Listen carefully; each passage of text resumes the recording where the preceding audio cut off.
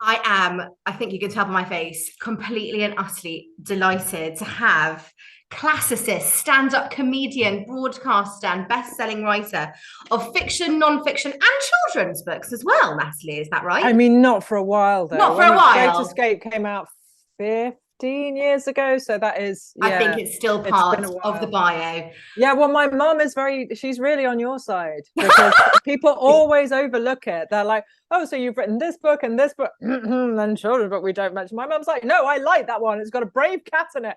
I So, love that cat. And let me tell you, any interview that doesn't know it has not done enough research as far as yeah, I'm that's absolutely concerned. right. You and my mum are of one mind on this. I She would did be speak to perfectly happy if I her. only answered questions on that. Um, I Stoneblind is out on the 15th of September. People will know you from A Thousand Ships, which is, of course, shortlisted for the Women's Prize in 2020. In a time, I feel like classical retellings are exploding, but you are Yeah. one of the OGs, the goats in a colloquial way. You're renowned for your inimitable acerbic dry wit, which you bring from obviously being stand-up. And I feel like you truly imagine gods and the mortals that they play with as flawed, complex, capricious, petty beings. I have to tell you, when I was reading this in one night, thank you very much, Oh God, my please tell me you husband heard slept. me barking with laughter, and he's like, "Oh, what are you reading?" I'm like, "Medusa. She gets raped." He's like, "Oh, okay." Yeah, Um, well, the yeah. scenes with Athena and Hermes are comedy gold. Thank you. And I do feel that Medusa is very much representative of that like victim blaming rhetoric as well, Yes, I think so. Yeah. which you so beautifully capture. Now, I'm going to ask you some questions. Now, I did Latin to A level and not Greek. So if I say Okay, there's anything, not going to be an exam. Don't worry. I I can see promise I'm what not you're going going to to say. suddenly get How you an dare you? obscene My translation. Latin tutor might be watching, Natalie. I might get a slap. You're fine. I'm not going to make you chant out verb endings. Don't I worry. bet I'm going to say something terrible. But Medusa, or Gorgo, as she is very lightly referenced as, is very, there's not many sources. I know that Hygiena says that she was the daughter of Gorgon instead. We find her in Ovid, we find her in Hesiod of Thogony. But was there any element of her story that you departed from source material, or did you only embellish the gaps? I mean, there are some things where you have to make a call, like particularly if you have contradictory parentage. Indeed. And the vast majority of our sources, and particularly the earlier sources, have the Gorgons as three sisters who are daughters of a sea god and what we would call a sea monster, most probably. And so that I mean, at every stage when you make a choice, you make a sort of positive choice, but you're also making, choices which discard things. So you're like, Absolutely. hooray, I picked this, but in doing that, I'm discarding other options that I want less. And usually it's a sort of it's kind of a measuring game. It's not particularly artistic. Sometimes it is. Sometimes it's the thing where I'm like, oh, what's the thing what does my heart want? What does my soul call to? And other times it's like, what do I gain and what do I lose? It's really pragmatic. It's just like weighing something out. And it's like, well, if I make them this, then I can do this. If I make them that, then okay, well, that's better, and I'll do it that way. And so, yeah, there are for sure some things, therefore, that I have to discard, but not very much, because as you say, there's so few literary sources. So there are very many more artistic, visual artistic sources, lots of Yes. sculpture, lots of vase paintings, lots more of those going on. But even those you have to make choices, because in the earliest I'm such a nerd for this, sorry. Are you joking? I could listen to you all day. This is going to be a 3-hour interview. Never leave, locks doors. So our earliest forms of Gorgon representations tend to be Gorgonaea, just the Gorgon head. Yeah. And we get those heads on all kinds of surface. Well, I mean, we also have some literary references to them. We get a reference in the Iliad to Agamemnon having one on his shield. We have a reference in the Odyssey when Odysseus goes down to the underworld and he gets the wig and thinks that he might get, Persephone might send a Gorgon head after him. And that's obviously, three-dimensional. It's not just a representation. But these heads exist separately. And then I think, but I can't prove it, but I think that the Greeks create bodies to go with the heads. The heads are everywhere, and they're probably apotropaic. You need something that's essentially round to go on a shield. But you also see them at doorposts, you see them on temples and things like that. So they're obviously meant to protect us, or they seem to be meant to protect us. Or maybe they serve the dual function, like on a shield. It's both, right? Scare the enemy, protect the holder. Yeah. And Medusa has this dual nature in a lot of the material that we have of her, tiny though that is in quantity. Then in terms of percentages, it seems that she has this dual nature. So I think the Gorgon bodies get sort of attached to the Gorgon heads, and then what happens is that they become sort of increasingly monstrous. So the Gorgon heads tend to show Gorgons having tusks like a wild boar, sometimes pointing up, sometimes pointing down, sometimes both. They show them with lion's manes, or lion's manes sort of mixed with snakes. The snakes themselves can look like a lion's mane. Yeah. There are lots of debates about what the name means or what the representations might mean, but it seems pretty plausible to me that what we're looking at is something that's meant to guard us from the sort of scariness of wild animals. That doesn't seem like much of a threat to us. We live in cities, we've got front doors and windows and things, but were you to be sleeping in, somewhere fairly unstable, sort of shack, or, you didn't have a lockable door or whatever, then you might have been afraid of mountain cats, of mountain lions, of boar. I mean, even Odysseus has a terrible scar on his thigh from being gored by a wild boar as a young man. People do die of it. I think it does. Adonis, maybe, spoiler, does Adonis die of being gored by a boar? I think he does. Yes. And so we get, these are genuine and real threats. And Gorgons, I think, or at least Gorgon heads, are meant to protect us. So you get these very, as we would see them, very monstrous heads, which we tend to see as being monstrous, but actually are sort of protective. They're grotesque, sure, they're exaggerated. They often have a big lolling tongue, which it's in a very wide mouth, so it seems pretty likely that they're noisy. And we get, again, in various literary sources, we get told that Euryale is usually the one, can sort of makes this terrible baleful cry, and it's like, well, why is it baleful? Is it baleful because she's a woman making a noise? Exactly. I made this parallel in Pandora's Jar when I wrote non-fiction about the Gorgons, is that Diomedes is called, Diomedes of the loud war cry, but in Homer it just says Diomedes good at shouting. Exactly. But we look through this I mean, we'll get to the patriarchal male gaze from which we've had to view history for so many years, but because you mentioned Pandora's Jar, I was interested because you obviously mentioned Medusa, and there are paragraphs and passages about Medusa. What made you want to revisit this much maligned character? And I'm so pleased you did. But what made every single chapter I wrote, I wanted to write a novel about. Oh, good. Okay, excellent. Yeah, so all 10 chapters of Pandora's Jar, I was thinking, God, I could write a novel about this person. And that's including the people about whom I have already written a novel. There I was writing Jocasta, and I was like, man, someone should. It's like, you literally wrote a novel about her. What is wrong with you? But I get so engrossed when I'm doing it. So when people often ask, when I'm sort of in the process of writing, who's your favorite character in Greek myth? It's like, whoever I'm writing about. I'm such a serial monogamist. I am so in love with whoever is in front of me at any given time. Because how else am I going to write them? If I don't love them, you never will. Absolutely. And it does, because I felt very sad and very angry for her as I was writing her story. And I was at a book festival, and I was ranting at the green room about every terrible thing that happens to Medusa in the chapter that I just finished writing in Pandora's Jar. And one of the people I was with was my friend and the Observer's agony aunt, Philippa Perry. And she, as she tends to, looked at me appraisingly as I finished my big rant and said, I just don't know what's going to happen when you find out about the next 2,000 years of misogyny.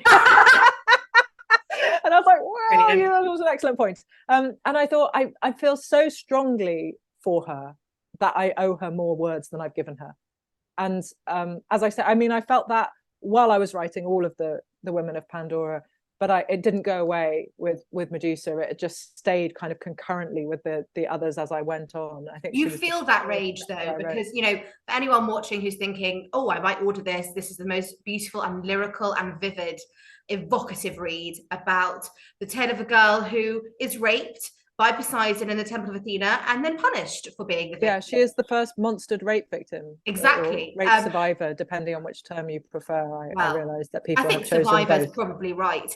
But you the way that you speak reminds me of one of my other greatest writers, Hilary Mantel, HaKodesh, the Holy.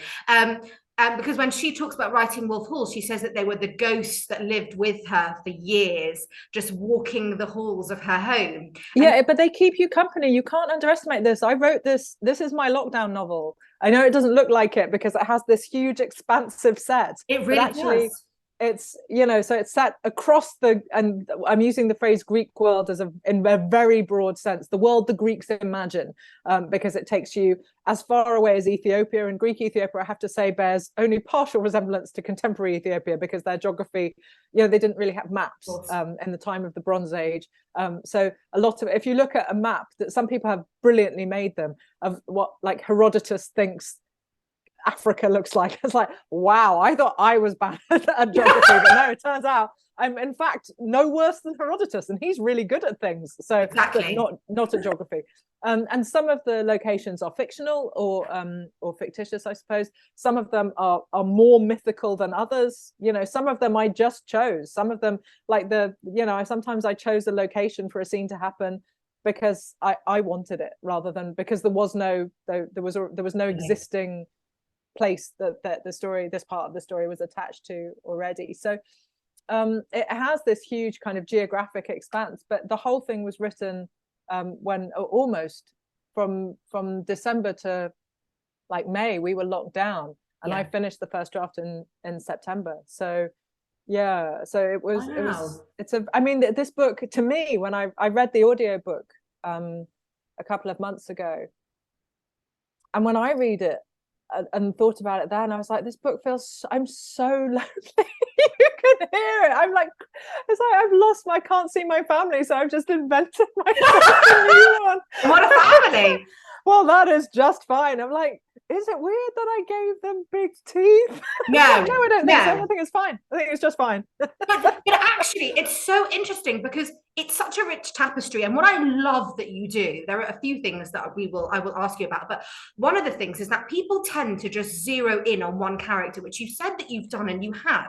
But there's so much interweaving references, and it's very hard to kind of divorce the story of Medusa from what's going on with Athena, from what's going on with Poseidon, what's going on. I hope so. Yeah, it's a huge epic. I mean, that's how I wanted to do it. Yes. Don't get me wrong, I always start out thinking, well, this is going to be a really focused domestic book, and it never happens because I love that epic scale. And I was very, there was an extensive debate, I probably am not supposed to tell you, about the title of the book, because my publishers would like it to be really obvious from the title that it's her story, that it's Medusa's story. So they would have liked it to be called something like Medusa. And I was like, but it's not just about her. No. It's really important to me that it's not presented as something which is all focused on this one, because it's all about her.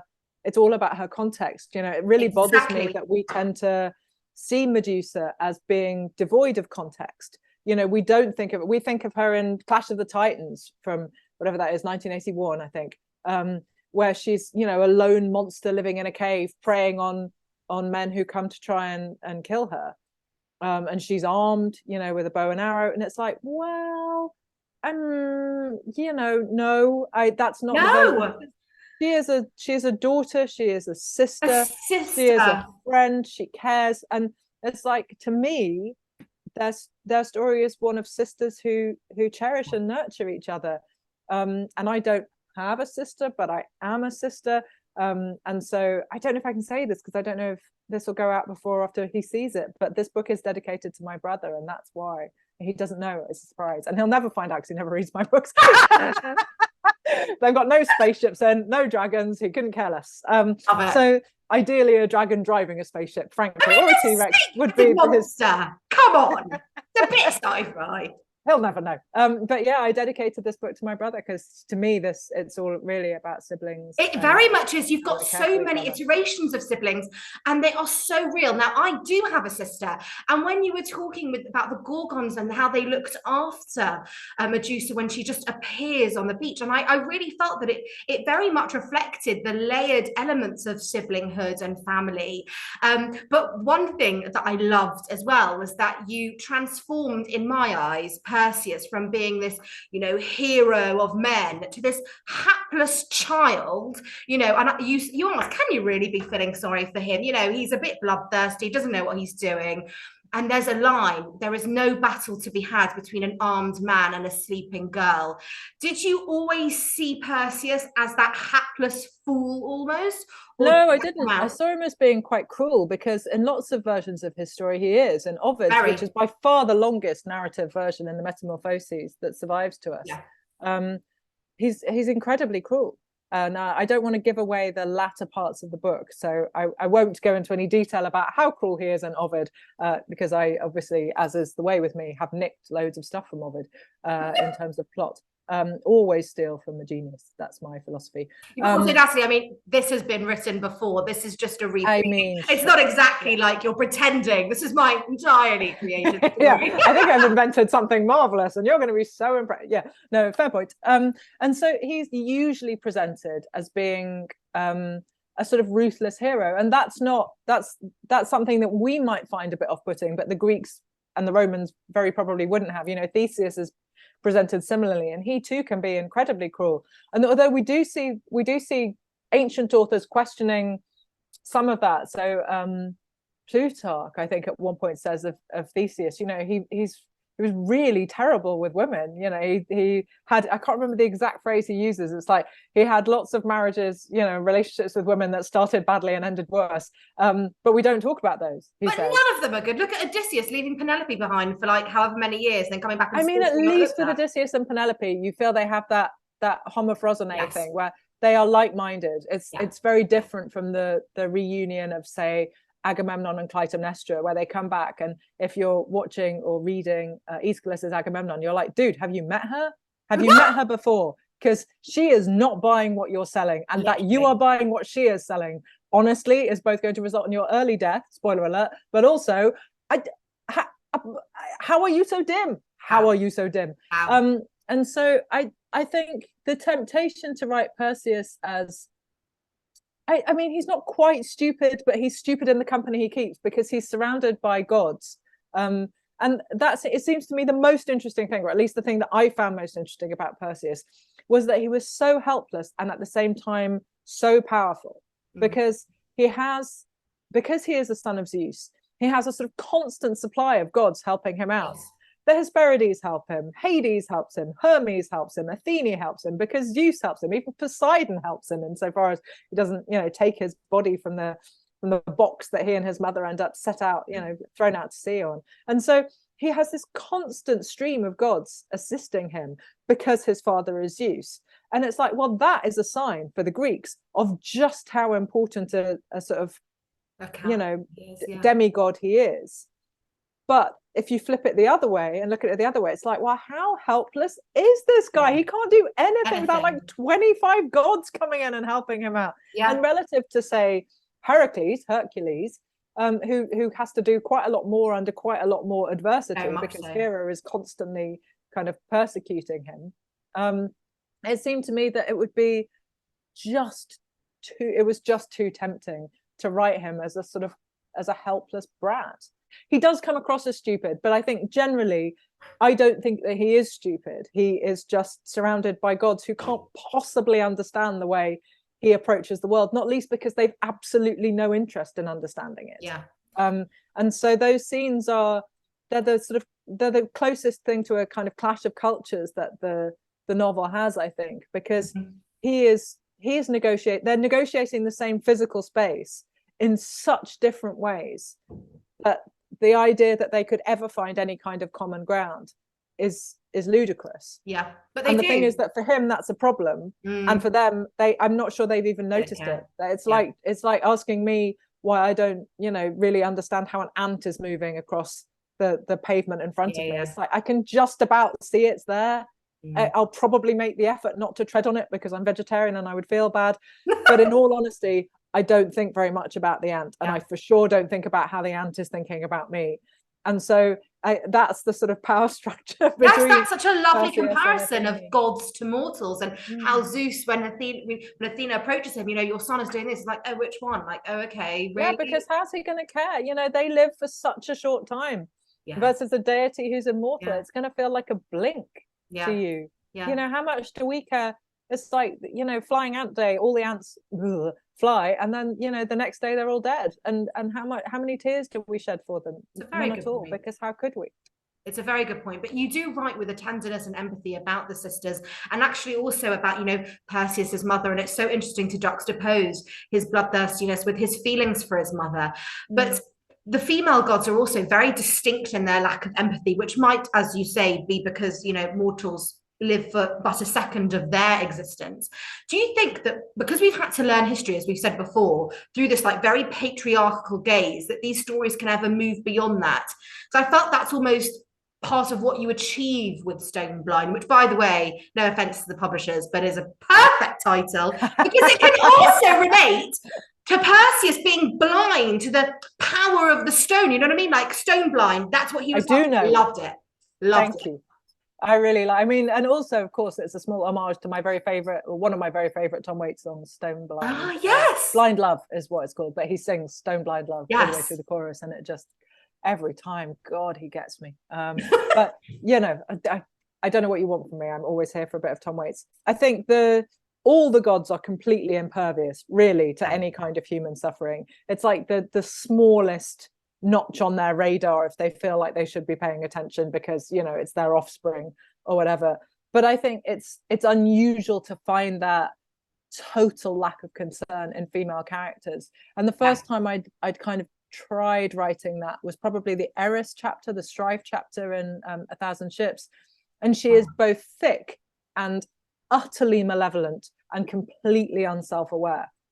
And I was just a joy to write. It was like, absolutely. Oh my God, she doesn't notice, she doesn't care. She's like, why is everyone not here? It's like, because you're horrible and you spread dissent everywhere you go. She's like, where is everyone? Why is everyone being mean to me? And that sort of, what's it called, victim reversal. It was joyous to do. And so this time, of course, I got to do it over a much more kind of extended canvas with Athene, because she's a recurring character in the book. And in a way, the most challenging thing about writing Athene is trying to impose any kind of timeline on her that makes sense, because even within a single artwork, you very rarely get, unless it's a snapshot of just a moment, but even in a sort of narrative visual artwork, you almost never get a coherent story of Athene. There are just episodes which I had to essentially choose an order, impose a timeline, but she can obviously never learn from those experiences, because it would be anathema to her immortal status. So in a way, I think that's why, is it Jerry Seinfeld who said in Seinfeld that they had this philosophy which was, no hugging, no learning, because in a sitcom, characters can't improve, they can't evolve, because then you'll lose the jokes. They have to be exactly as idiotic and selfish and appalling. I mean, there are sitcoms that dispute that. Frasier, which went out around the same time in my memory, the characters do evolve, and they do change, and sometimes they even learn, but not too often and not too quickly, because you've got whatever it is, 13 zeros or something of it to allow that to happen. So literally hundreds of episodes. But with Seinfeld, they never learn. Everyone is just as appalling in the final episode as they were in the first episode. And it's like, well, that actually is what perhaps subconsciously I was thinking of most in those deity scenes, is these scenes are going to be funny because I can't resist writing them funny, because their petulance, I mean, that's straight lifted from Homer. But the way that they just never ever learn anything, it's like, well, that is pure sitcom. Oh, it's amazing. I hope this isn't a spoiler, but I don't care if it is, because you know what, the story's been around for years, so people need to just start reading classics. But what you do is you give a voice to Medusa both in life and in death. I do. And don't talk about the end too much, because I won't read the book as early as you were. I know, I was lucky.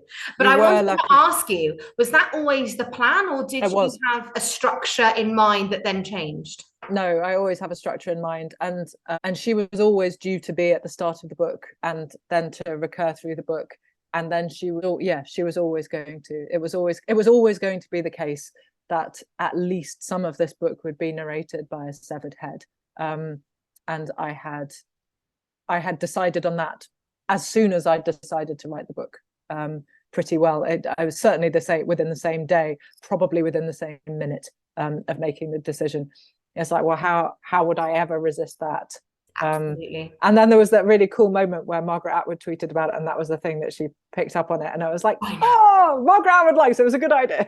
I saw that and I thought, I mean, what else? You've got Sarah Jessica Parker, now you've got Margaret Atwood. Like, I don't know who else there is that you would want to notice your work. Anyone else? I had to have a bit of a like. Well, Neil Gaiman was, sorry, I sound terrible now. Neil Gaiman was nice about it as well. So that was I had a really nice couple of weeks. I'm not going to lie. That is, I mean, that's kind of, I mean, is that a career highlight? Probably not, but it's exciting. It might be. Yeah, it might be. Kind of might be. Not gonna lie. Your brother's interested in that. Neil Gaiman. Yeah, he is interested in Neil Gaiman. Yeah, he sent me a screen grab of it. So he was really pleased. He's loved Sandman since we were kids. So have I. Yeah, it was my brother is probably like objectively impressed by Margaret Atwood or Sarah Jessica Parker, but he's personally impressed by Neil Gaiman. Yeah. Okay, well, if he sees this, I'm sure he'll be thrilled, Neil. He won't. With my sister wanging on about something again, he will be thinking. It's just I really felt, just to wrap up, because I know we could talk for a long time, but this very much asks the reader to reflect on what is a monster. So we go beyond the prose and we go beyond the jokes and we go beyond the rich tapestry of characters, but there's a very subtle and nuanced underlying theme of society and judgment and victimhood and beauty as well, and actually the dark side of being beautiful and being chaste and then being blamed for what is attributed to your looks. Was it difficult to keep that comedic tone and a pace whilst also asking those questions, because you do a number of things? No, it wasn't ever. I would make jokes at a funeral. I would make jokes at close relatives' funerals, and it wouldn't be for a moment because I wasn't devastated. It would be because even in devastation I can't avoid seeing the ridiculous or seeing the punchline, because I was a comedian for a long time. It's like a sort of tick, and so I think it will always be, at the points of greatest tragedy in my life, I have nonetheless been conscious of like, this is on another day, this would be making me actually laugh out loud, because it is so awful, and the juxtaposition of it is so grotesque and funny and terrible all at once. So no, I was kind of, the hardest thing is and certainly this was the truest of Stoneblind, more than Ships, because I think Stoneblind's probably a funnier book than Ships, is trying to make sure that it doesn't lurch tonally, that it takes you from one. So there has to be a little bit of a buffer zone sometimes between a sort of overtly comic scene and then an overtly tragic scene. And that took a little bit of balancing to make sure that everybody had their space and didn't get kind of crowded out by the scenes around them. I hear that. But the nice thing about characters that you live with over a long block of time writing a novel is that you can't ignore their needs. They're incredibly demanding. It's not like a house plant, it's like a pet. It will just sit there and kind of meow at you if you don't respond to it. It's like, oh, all right, there's something wrong here. It's like it's like having, I don't know, that sort of vague sense of being off balance, and you're like, no, something's wrong. You move something, you're like, oh yeah, there we go, now everyone's sitting a bit more comfortably. And so it's trying to make sure that you feel like you're on a sort of, I don't know, like a roller coaster, rather than that I've just crashed you into a wall. So I hope it feels that it does. It doesn't feel saturated with historic reference. It doesn't feel saturated with characters. It's very much, there's a focus on Medusa, and everything that you write about that is outside of Medusa's character is tangentially connected, and therefore you understand that it gives you a context, and it's beautifully done. And I really, really wish you all the best. And it will do. Thank you. Come on, I mean, it will. Look at all your page markers. My books look like that too. But hold on. Of course. My books look like. You've got to, and I will revisit this, because I just think there are parts that really stick out in my mind and lines that have reverberated, and I just thought, God, that was so beautifully written and so almost lyrical and almost poetry. And we can't thank you enough for joining us, so thank you so much. It's been my pleasure. Thank you for having me.